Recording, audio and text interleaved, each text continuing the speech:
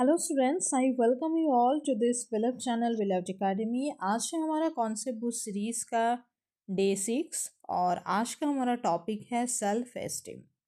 इसके NCERT based notes का जो पीडीएफ है वो आपको मिल जाएगा, नीचे डिस्क्रिप्शन में लिंक दिया है व्हाट्सएप चैनल का, तो वहाँ पे चैनल आपको ज्वाइन करना होगा।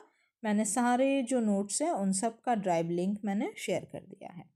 ये जो नोट्स हैं प्योरली एनसीईआरटी बेस्ड होते हैं, यानी एनसीईआरटी से जो इम्पोर्टेंट पॉइंट्स हैं वो मैंने यहाँ पे लिखा है ताकि मैं आप लोगों को समझा पाऊँ और हमारा जो टॉपिक है वो एनसीईआरटी पॉइंट ऑफ व्यू से ही रहे, एनसीईआरटी बेस्ड ही रहे।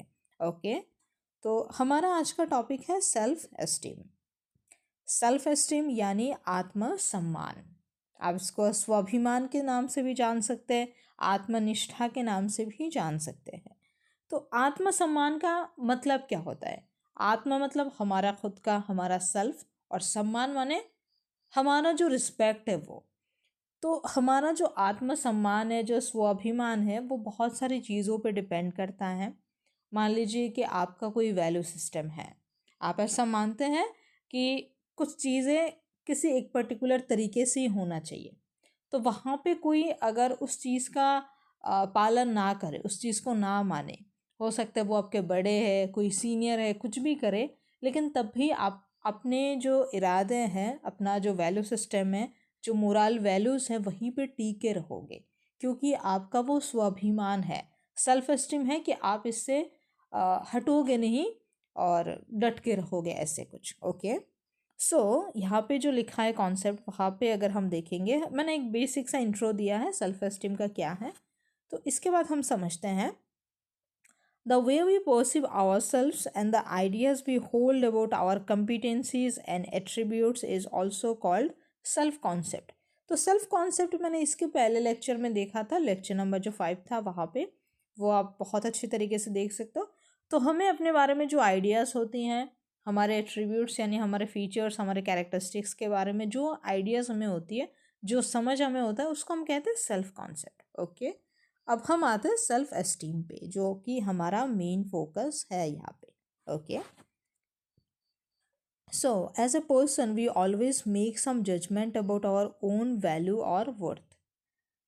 This value judgment of a person about herself himself is her self esteem, is called her self esteem।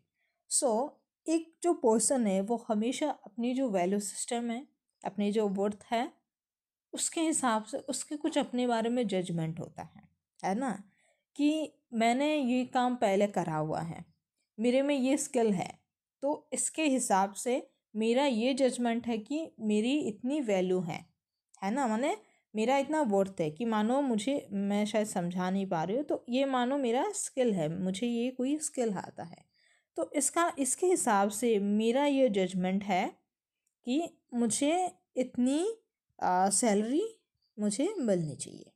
ये मेरा स्वाभिमान कहता है, मेरा आत्मसम्मान ये कहता है, मेरा सेल्फ एस्टीम ये कहता है कि मैं अपने स्किल के हिसाब से अपने आप को इतना जज करता हूँ, या फिर इतना जज करती हूँ कि मेरी जो वैल्यू है, मेरी जो वर्थ है, मेरी जो सैलरी है, वो इतनी होनी चाहिए। तो वो होगा मेरा सेल्फ एस्टीम, यानी मेरे खुद के स्किल के बेसिस पे, मेरे खुद के समझ के हिसाब से मैं अपने अपने आप को कितने की तराजू पे तोलता हूँ, कि मानो मैंने 12 पास करी है तो मुझे कितने पैसे की नौकरी मिलनी चाहिए। अगर मैंने बहुत पढ़ाई की है, मानो किसी ने पीएचडी तक की पढ़ाई कर ली है, तो उसको अपने हिसाब से एक जजमेंट होगा कि मैंने पीएचडी तक की पढ़ाई की है, मेरी जो नौकरी है वो कम से कम इतने रुपए की तो महीने की लगनी चाहिए। ऐसे वाला जो चीज़ होता है उसको हम कहते हैं सेल्फ एस्टीम, है ना। समझ आ गया? I hope I am very clear. अब हम चलते हैं नेक्स्ट सेशन में, नेक्स्ट पॉइंट पे। तो नेक्स्ट पॉइंट पे कहते हैं, in order to assess self-esteem, we present a variety of statements to a person and ask him to indicate the extent to which those statements are true for her or him। तो किसी के self esteem को assess करने के लिए हम क्या करते हैं, कुछ स्टेटमेंट्स उसके सामने रखते हैं और उसको बोलते हैं कि ये तुम्हारे लिए ट्रू है या फॉल्स है, वो तुम अपने बारे में बताओ, है ना। मानो मैंने ये कोई स्टेटमेंट बोला और ये कोई पर्सन है, तो उसको मैं पूछूंगा, या सॉरी मैं पूछूंगा जो भी है, आप समझ सकते हो, आप, मैं आपके पॉइंट ऑफ व्यू से बोल रही थी तो आप पूछ भी सकती हो। तो आप ऐसे पूछती हो कि ये जो मैंने स्टेटमेंट बोला कि मुझे इतने पैसे की नौकरी मिलनी चाहिए, मुझे लगता है कि मुझे 30,000 रुपये पर महीने की नौकरी मिलनी चाहिए। तो ये आपके लिए सच है या आपके लिए झूठ है? मतलब आप इस चीज़ पे क्या मानते हो? ये आप सच मानते हो, झूठ मानते हो? मतलब आप लायक हो कि नहीं? सीधी बात, नो बकवास, आप अपने आप को इसके लायक मानते हो कि नहीं? तो इससे अगर वो बंदा ट्रू बोलेगा तो हम समझेंगे कि हाँ, इसके सेल्फ एस्टीम बहुत अच्छी है। अगर फॉल्स फॉल्स बोलेंगे कि नहीं ये नहीं है, मैं अपने आप को 30,000 के लायक नहीं मानता हूँ, नहीं मानती हूँ, तो हम समझ सकते हैं कि चलो उसका सेल्फ एस्टीम उतना कुछ खास है नहीं। ओके, फिर अब देखते हैं स्टडीज़ क्या बताती है। तो स्टडीज़ बताती हैं कि studies indicates that by the age of 6 to 7 years children seem to have formed self esteem at least in 4 areas. तो हमें लगता है कि हमें नहीं, सॉरी, यहाँ पे हमें कुछ नहीं लगता, यहाँ पे जो स्टडीज़ है उन्हें लगता है कि कोई भी बच्चा जो है 6 से 7 साल के अंदर अंदर 4 एरियाज़ में, लाइफ के 4 एरियाज़ में उसके जो सेल्फ एस्टीम है वो फॉर्म हो जाता है। वो 4 एरियाज़ कौन कौन से हैं? सबसे पहले है एकेडमिक कॉन्फिडेंस, एकेडमिक कॉम्पिटेंस, है ना, मतलब एकेडमिक्स में वो compete करने लायक हो जाता है। उसके बाद है सोशल कॉम्पिटेंस, फिर वो सोशल कॉम्पिटेंस में, कॉम्पिटेंस के बारे में सेल्फ एस्टीम फॉर्म करता है। फिर वो फिजिकल और एथलेटिक कॉम्पिटेंस में भी वो सेल्फ एस्टीम महसूस करता है। और साथ में physical appearance which become more refined with age, और एज के साथ साथ वो बहुत ज़्यादा शार्पन हो जाता है, बहुत ज़्यादा रिफाइंड हो जाता है। ओके, तो अब देखते हैं कि इस फिजिकल में क्या है कि कोई ऐसा है कि मैं बहुत ज़्यादा स्ट्रांग हूँ, तो वो ऐसे नहीं होते पंजे लड़ते हैं। तो किसी बच्चे को लगता है मैं बहुत स्ट्रांग हूँ, मम्मी मुझे रोज़ दूध पिलाती है, और अंडा खिलाती है, तो मैं इसको पंजे में हरा सकता हूँ। तो ऐसे हो गए। फिर है फिजिकल अपीयरेंस, फिजिकल अपीयरेंस, हाँ मेरे बाल बहुत अच्छे हैं, मैं बहुत अच्छी दिखती हूँ, तो ऐसे कोई लड़की सोचती होगी। फिर कोई कोई लड़की ऐसे सोचती होगी, हाँ मेरे गाल पे तो डिम्पल आते हैं, मैं बहुत अच्छी दिखती हूँ, और किसी जिसका नहीं आता है वो उतनी अच्छी दिखती नहीं है। तो ऐसे वाले है ना। और एकेडमिक कॉम्पिटेंस यानी मैं बहुत अच्छे टीचर से पढ़ता हूँ, या फिर मेरी जो कॉन्सेप्ट है वो बहुत अच्छे क्लियर है, तो मैं अच्छा मार्क्स स्कोर कर सकता हूँ। और सोशल कॉम्पिटेंस, सोशल मतलब वही सोसाइटी के आसपास चीज़ों, सोसाइटी से रिलेटेड जो भी चीज़ें हैं, यानी लोगों से जुड़ी हुई जो चीज़ें हैं। ओके, उसके बाद ये क्या आ रहा है अभी, ठीक है। So self-esteem shows a strong relationship with our everyday behavior. तो सेल्फ एस्टीम का हमारे हर दिन का जो बिहेवियर है उसके साथ बहुत ही स्ट्रॉन्ग कनेक्शन होता है। हमारा जैसा जैसा सेल्फ एस्टीम होता है हम वैसे वैसे बिहेव करते हैं। ओके, फिर जैसे एग्जांपल में मान लेते हैं कि children with high academic self esteem perform better in school than those with low academic self esteem. तो जिस इंसान का self esteem, academic self esteem बहुत ज़्यादा होता है, वो देखा जाता है कि स्कूल में अच्छा परफॉर्म करता है, क्योंकि उसको लगता है कि मैं अच्छा हूँ, मुझे अच्छी चीज़ें आती है, मेरा कॉन्सेप्ट बहुत अच्छा है, तो मैं अ, अच्छा स्कोर करूँगा, तो वो स्कूल में अच्छा करता है। और ऑन द अदर हैंड जिसके जो सोशल सेल्फ एस्टीम ज़्यादा होती है, उसका जो पियर्स होता है, यानी जो साथ वाले लोग होते हैं, उनके साथ रिलेशनशिप बहुत अच्छा होता है ना। क्योंकि सोशल सेल्फ एस्टीम का मतलब यही है कि हम दूसरों के साथ बॉन्ड एक बना पाते, एक कनेक्शन बना पाते, एक रिलेशनशिप बिल्ड कर पाते हैं। हमारी जो इमोशनल इंटेलिजेंस है वो बहुत ज़्यादा होती है, हम लोगों को हेल्प करना चाहते हैं, हम समझते हैं लोगों को कब हमारी हेल्प की ज़रूरत है, ऐसी वाली चीज़ें, है ना। मैं सोचती हूँ कि मैं ज़्यादा एक्सप्लेन करूँगी नहीं, बट मैं कर देती हूँ। Okay, so studies have shown that warm and positive parenting helps in the development of high self-esteem among children, as it allows them to know that they are accepted as competent and worthwhile. तो जितनी हमारी parenting अच्छी होती है, जितनी worm होती है, positive होती है। पॉजिटिव और वर्म का मतलब क्या? पॉजिटिव मतलब घर पे एक पॉजिटिव सा माहौल है, वर्म मतलब सब में एक अच्छा बॉन्ड है फैमिली में। मतलब जो पेरेंट्स है, मम्मी पापा में भी, मम्मी पापा भी एक दूसरे के साथ खुश है, तो मम्मी पापा के साथ जो बच्चे हैं वो भी खुश है, फिर घर पे जो सारे बाकी जो सदस्य है वो भी सब खुश है।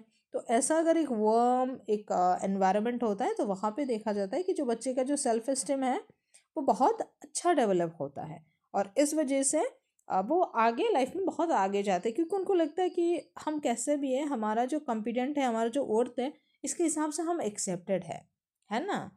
कई बार क्या होता है कि बहुत बार आपने देखा होगा कि बच्चे में बहुत कोई अच्छा स्किल है, वो मानो बहुत अच्छा फुटबॉल खेलता है, बट उसके घर पे ना इस चीज़ को रिकॉग्नाइज नहीं करते। वो मम्मी पापा हैं, जो पेरेंट्स हैं, वो उसको बोलते हैं नहीं तुमको खेलना नहीं है, तुमको पढ़ना है। माने उसको अगर फुटबॉल खिला खिला मतलब फुटबॉल खेलने के लिए भेज दो, तो वो बहुत अच्छा जाएगा, पर वो इस चीज़ को समझते नहीं है। वो बोलेंगे नहीं तुमको पढ़ना है, तुमको 95+ परसेंटेज लाना है। तो इस जगह पे ना बच्चे में एक बहुत निगेटिव सा असर होता है। उसको लगता है कि मेरा जो वर्थ है, जो कॉम्पिटेंट है, इसके वजह से मुझे मतलब इसके लिए मैं एक्सेप्टेड नहीं हो रहा हो, मेरा जो करना है उसके लिए वो लोग मुझे एक्सेप्ट नहीं कर रहे। तो इस वजह से ना लोगों का सेल्फ एस्टीम बहुत गिर जाता है, मतलब बहुत लो कॉन्फिडेंट हो जाते हैं, है ना। So children whose parents help और make decision for them even when they do not need assistant often suffer from self esteem. और कई कई पेरेंट्स होते हैं जो हर जगह बच्चों को एकम्पनी करते हैं, कुछ भी करो तो मम्मी ऐसे मतलब हमेशा हेल्प करती है। बहुत बार देखा जाएगा कि बच्चे बहुत बड़े हो जाते हैं, कॉम्पिटिटिव एग्ज़ाम देने आते हैं, चलो ठीक है कॉम्पिटिटिव एग्ज़ाम वगैरह, बट बहुत बड़े बड़े हो जाते हैं, लेकिन फिर भी मम्मी उनके साथ आ रही है, सब कुछ कर रही है, हेल्प कर रही है, ये कर रही है, वो कर रही है। तो उस जगह पे क्या होता है ना, ऐसे बच्चों की सेल्फ एस्टीम थोड़ी कम हो जाती है। मेरे साथ मैं जब हॉस्टल में थी तब एक मेरे क्लासमेट थे, वो वीडियो देखेगी देखेगी तो नहीं शायद बट वो बताऊंगी तो उतना कुछ खास है नहीं उसका। वो बाद में इन सब को लेके बहुत फ्री हो गए थे हम। तो हम 6th में गए थे हॉस्टल, और क्लास 8 तक जैसे संडे को हमारा पेरेंट्स विजिट होता था, तो उसका मतलब उसकी जो मम्मी है, जो आंटी है, वो हमेशा आंटी आके हर संडे उसका कपड़ा वगैरह धो के दे के जाती थी, पूरा सब कुछ करके दे के जाती थी। तो ऐसे वजह से ना वो बहुत ज़्यादा ऐसे उसका सेल्फ एस्टीम थोड़ा कम था तब। फिर धीरे धीरे जाके चेंजेस आए, वो बड़ी हुई, बहुत बदल गई, अब तो उसको बहुत कुछ आता है, वो मेरे से बहुत आगे हैं। तो ऐसी वाली चीज़ें हैं। तो अगर आपको पीडीएफ नोट्स चाहिए, इंपॉर्टेंट क्वेश्चंस चाहिए, और कोई भी लेटेस्ट अपडेट से जो आता रहता है आपके एग्ज़ाम रिलेटेड, तो आपको व्हाट्सएप चैनल ज्वाइन करना होगा, जिसका लिंक आपको डिस्क्रिप्शन में मिल जाएगा। उसका नाम है बिलव्ड कम्युनिटी, है ना। एक कम्युनिटी हम लोग बिल्ड कर रहे हैं, आप उसमें ऐड हो जाओ, लोगों के साथ जुड़ो। और इसके अलावा अगर आपको सोशल मीडिया के थ्रू मेरे साथ जुड़ना है तो आप मेरे इंस्टा आईडी ये रहा, आप मुझे इंस्टा पे फॉलो करो और मेरे साथ जुड़ जाओ। That's it, thank you so much. Comment करो और क्या नया और चीज़ चाहिए, या फिर मेरे पढ़ाने के तरीके में अगर कुछ चेंजेस मुझे करना है तो उसके लिए भी आप लोग सजेस्ट करो। और अगर आपको रिव्यू क्वेश्चंस के सॉल्यूशन चाहिए तो वो आप कमेंट करके बताना, वो मैं सोच रही हूँ लाने का वैसे भी। So that's it, thank you so much.